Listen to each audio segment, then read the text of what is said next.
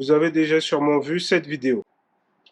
Donc, dans la vidéo en question, si jamais vous l'avez manqué, il s'agit d'une femme se retrouvant sur le capot d'un véhicule qui est en train de rouler. Comment cela s'est-il produit?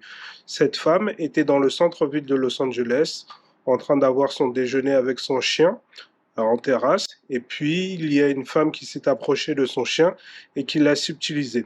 Cette femme s'est alors dirigée vers un véhicule et la propriétaire du chien a donc tenté de récupérer son chien, mais le véhicule étant occupé par trois autres passagers, ils ne l'ont pas laissé faire.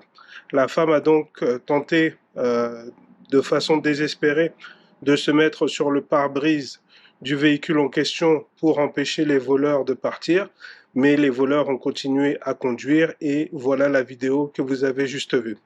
Certaines personnes se demandaient mais qu'est-ce que vont faire les voleurs avec le chien? Il y a plusieurs solutions pour ça.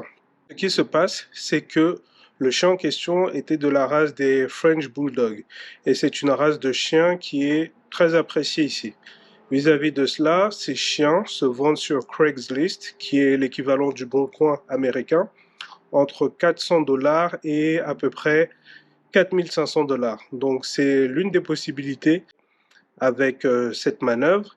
Il y a encore une autre possibilité, c'est-à-dire de garder le chien en question et de le faire se reproduire, histoire d'avoir des portées et de pouvoir vendre encore plus.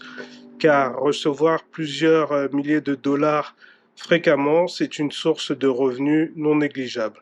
Alors c'est vraiment dégueulasse pour ce qui s'est passé au niveau de cette propriétaire-là, mais compte tenu de l'impact qu'il y a eu sur les réseaux sociaux, la police de Los Angeles mène une enquête depuis et il se trouve qu'ils ont interpellé une suspecte dans l'affaire de l'enlèvement du chien.